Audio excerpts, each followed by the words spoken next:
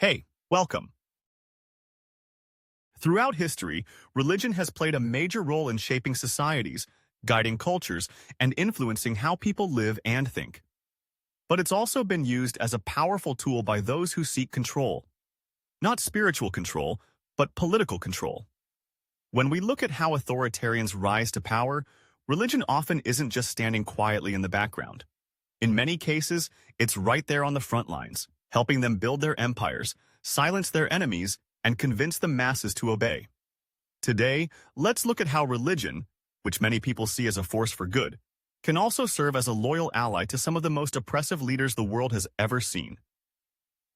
Let's start with something simple. Religion, by its very nature, encourages obedience.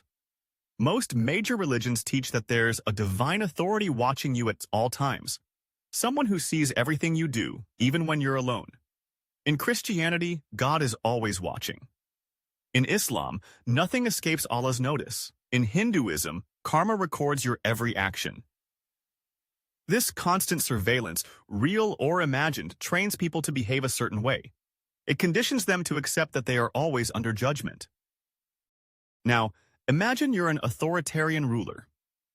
You want your citizens to obey, to not question your orders, and to accept your authority as absolute. What better way to control people than to borrow this divine system of obedience? You don't need to convince people to listen to you through reason or evidence. You just need to convince them that disobeying you is the same as disobeying God. History gives us endless examples of this happening. Let's take the divine right of kings in medieval Europe. Monarchs claimed they ruled by God's will. To challenge the king wasn't just rebellion, it was heresy. That gave rulers enormous power. They didn't have to justify their actions with logic or fairness. They just had to say, God put me here, and that was enough to shut down debate. If you opposed the king, you risked not only punishment on earth but damnation after death. This divine right wasn't just a political idea, it was deeply religious. Churches backed it, priests preached it, and people believed it because from birth they were told that questioning religious authority was dangerous. So they extended that same fear and loyalty to political authority. That's how religion becomes a bridge between the pulpit and the throne. Even in modern times, we see religion used to legitimize power. In the 20th century, leaders like Francisco Franco in Spain used Catholicism to justify their regimes. Franco was a brutal dictator, but he positioned himself as a defender of the faith. He claimed he was saving Spain from godless communists and immoral liberals. The Catholic Church largely supported him, and many believers did too, not because they agreed with his violence, but because they thought God was on his side. Once again, religion helped shield an authoritarian from criticism. In Iran, the fusion of religion and politics is even more direct.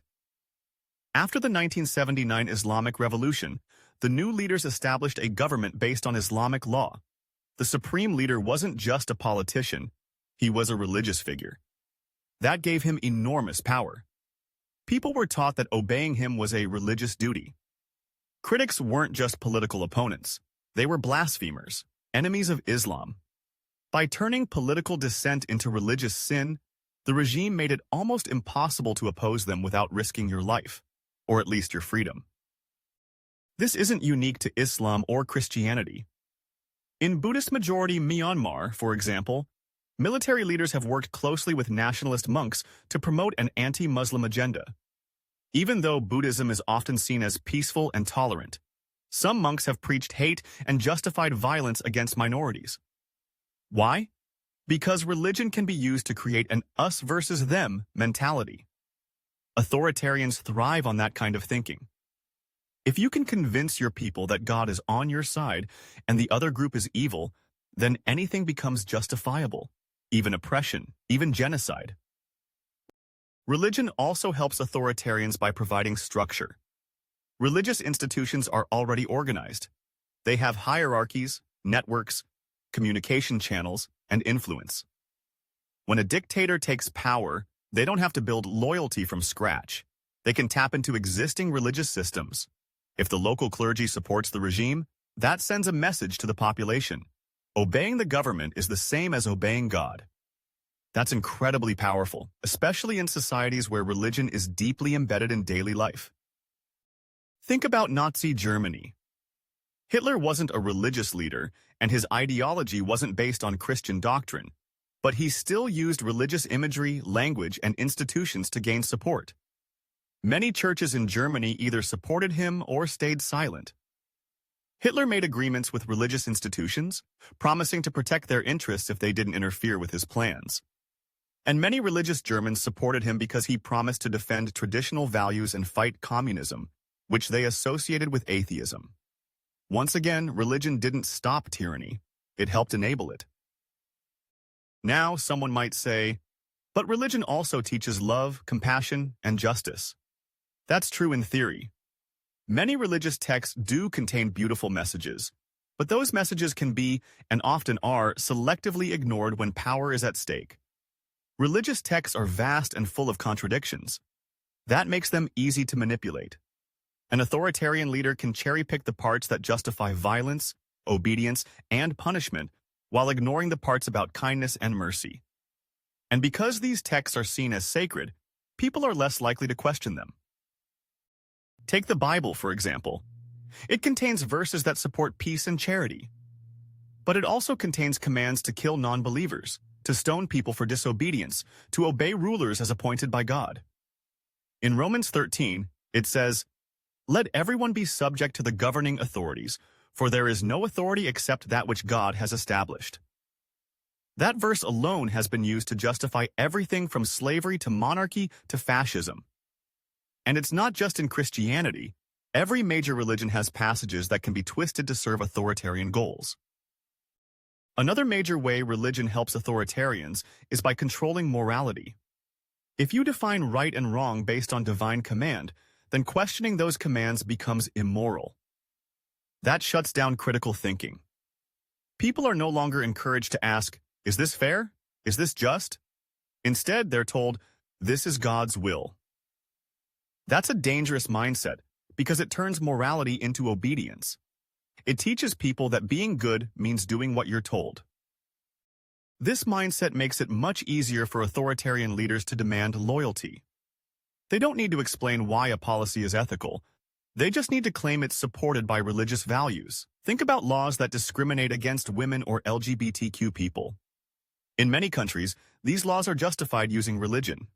The leaders pushing them claim they're defending sacred traditions. And because many people have been raised to believe that religious tradition is more important than personal freedom, they go along with it, even when it hurts others. There's also the fear factor. Religion often deals in eternal consequences, heaven and hell, reward and punishment. Authoritarian regimes love this because fear is a powerful tool. If you can convince people that disobedience doesn't just lead to prison or fines, but to eternal damnation, you've created a nearly unbreakable form of control. People will endure almost anything if they believe it's the only path to salvation. Let's not forget education. In many authoritarian regimes, religion is used to control what people learn. Schools are forced to teach religious dogma instead of critical thinking. This doesn't just indoctrinate children. It creates adults who are less likely to question authority. If your entire worldview is based on faith, obedience, and tradition, you're less likely to resist a powerful ruler who claims to defend those same things.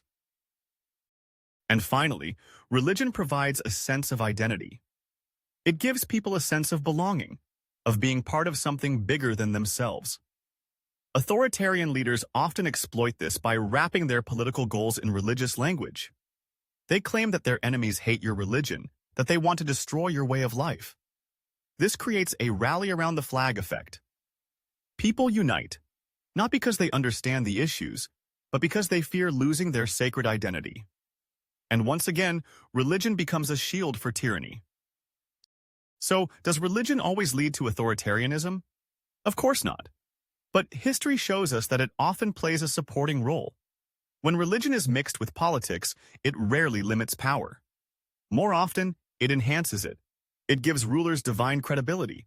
It silences dissent. It shapes morality to serve authority. And it creates a population that is trained to obey without question.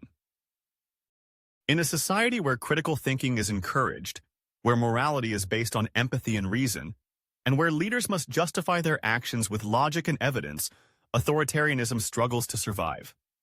But in a society where religion is used to silence questions, justify power, and control thought, authoritarianism finds a welcoming home. It's not about whether religion is true or false. It's about how it's used. And history shows us, again and again, that when religion and power walk hand in hand, freedom usually walks out the door.